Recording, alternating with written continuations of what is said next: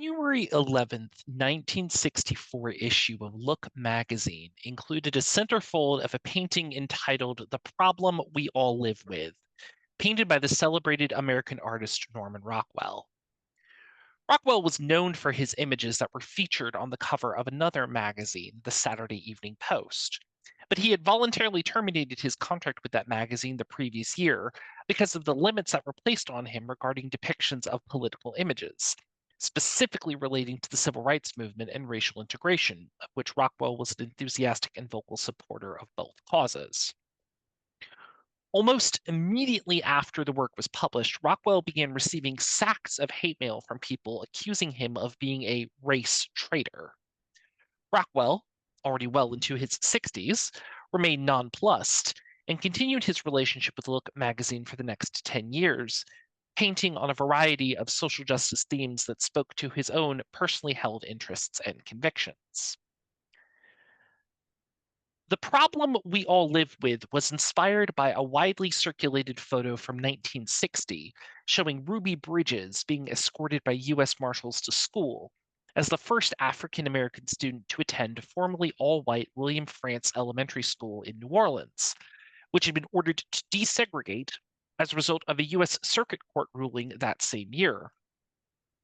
Bridges had been born the same year that the U.S. Supreme Court decided in Brown v. Board of Education that racial segregation in public schools was unconstitutional. Bridges' parents had recently moved to New Orleans from Mississippi and enrolled their daughter in a segregated kindergarten before being approached by the local NAACP chapter to be one of the first students to integrate William Frantz Elementary. In spite of being subjected to an admissions test administered by the Orleans School Board, Bridges and 6 other Black girls passed the test. 2 of the girls ultimately decided to remain at their segregated schools, while 3 others were transferred to a different, formerly all-white elementary school. Bridges was the only Black student to attend William Frantz Elementary. In a 1997 interview that she gave later as an adult, Bridges remarked that, as a 6-year-old girl, she did not fully understand what was happening around her.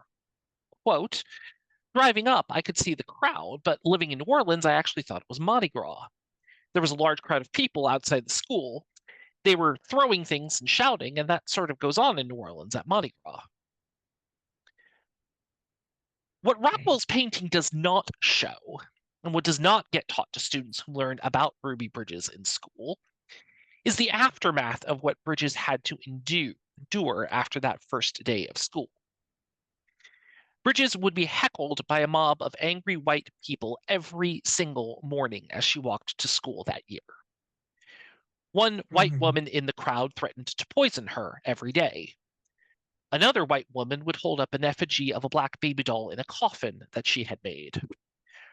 Ruby would be under the protection of U.S. Marshals the rest of the year. She was forced to bring her own food from home, as she was not allowed to eat any of the food from the school cafeteria for fear that it had been tainted. She was not allowed to go to recess for fears that violence would be directed toward her. She spent her entire first day at William Frantz Elementary in the principal's office with her mother, as it was deemed not safe for her to be in the halls alone due to the chaos that resulted from her integration of the schools.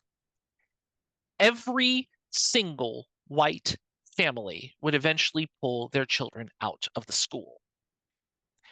Every single white teacher at the school refused to teach Ruby, except for one, Barbara Henry, who had moved to New Orleans from Boston 2 months prior and had taught at integrated military schools while she was with her husband stationed overseas. Henry would meet Ruby as she came to school each morning, and for 2 years, Ruby would be the only child in her class. Even after white families began enrolling their children in the school again, they still would not allow them to be placed in the same classroom as Ruby. Even though the school had been integrated, Ruby essentially still remained segregated. The fallout had an effect not only on Ruby, but the rest of her family as well. Once Ruby's story was published in the media, her father was immediately fired from his job as a gas station attendant. The grocery store where the Bridges family had been shopping refused to serve them anymore. In Mississippi, her grandparents were forcibly removed from the land on which they had been living as sharecroppers. It also had a greater effect on the city of New Orleans as well.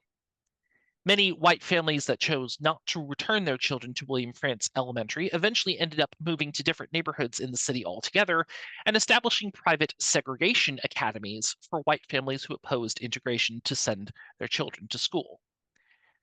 As of 2023, just last year, the population of white students in New Orleans public schools was only 1.5%.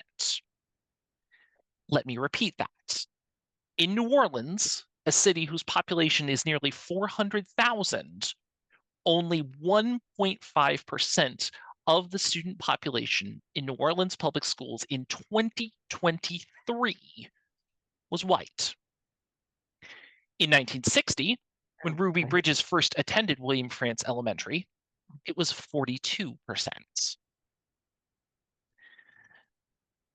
These things were likely not on the mind of L. Griswold Williams as he was writing the words of his affirmation statement. His words were published in 1937, 17 years before Brown v. Board of Education, and long before full racial integration was a societal reality. It is likely that Williams was speaking of the freedom to seek moral, spiritual, and philosophical knowledge, unencumbered by any kind of doctrinal limitations or adherence to a particular religious text, reiterating the line about the quest of truth is our sacrament mentioned earlier. But in many ways, the affirmation statement is a living document.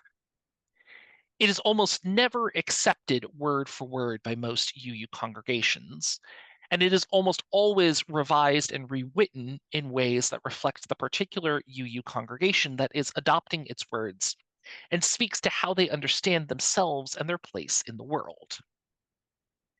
But they are also words that are shaped by our modern context and understanding, which is shaped by the reality of our lived experiences.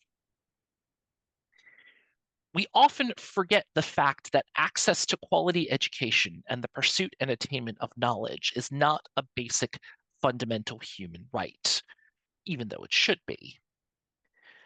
For those of us who've been privileged to have free access to education, we forget that there are others, often people of color from lower income societies, who have not had the same experiences with regard to education and the pursuit of knowledge that we are. Although I know that there are plenty of former teachers who have seen that reality firsthand and can probably tell you some stories. We underestimate what a powerful statement we are making every Sunday when we say the words to seek knowledge and freedom. Every time we utter those words, we are directly invoking our universalist ancestors who spent lifetimes fighting for social justice and who were quick to remind us that we cannot be considered as a people who truly have freedom unless every single citizen has the same right to exercise that freedom. What we are saying is that we are called to be the ones who will work to bring that freedom about, both in the work that we do in our congregations and in the social justice work that we do outside of the church's walls. Or we are called to be the people like Norman Rockwell, who refuse to be limited and will use our platform and our voice to continue talking about and bringing attention to the reality of what is going on in the world and calling on others like ourselves to bring about the change that we wish to see in the world. On this Sunday, may we celebrate the bravery of people like Ruby Bridges, who never set out to be a trailblazer, but simply wanted to go to school just like any other 6-year-old. And may we also never forget her story and do our part to making sure that other young children just like Ruby do not have to go through the same traumatic ordeals in pursuit of what we say every Sunday, to seek knowledge and freedom. May it ever continue to be so. Blessed be. Amen. Shalom.